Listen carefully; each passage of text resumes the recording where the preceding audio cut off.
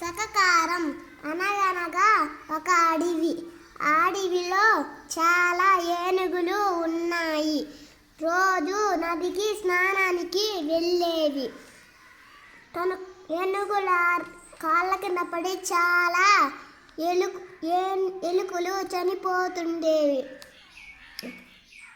ఎలుకల రాజుకు చాలా బాధ కలిగించింది. ఒకరోజు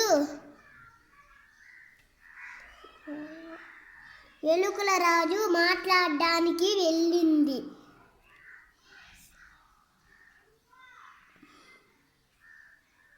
మమ్మల్ని తొక్కకుండా వెళ్ళండి అని ఎలుకల రాజు చెప్పింది. మీకు కూడా ఎప్పుడైనా సాయం చేస్తాము, ఆపదలో సాయం చేస్తాము అని అంది. ఒకరోజు ఏనుగుల రాజు నదికి స్నానానికి వెళుతున్నాయి.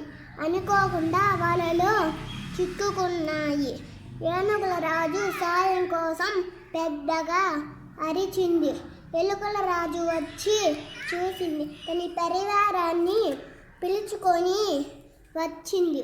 ఎలుకలన్నీ కలిసి వలను కొరికేశాయి. ఎలుకల రాజుకి ధన్యవాదాలు చెప్పింది.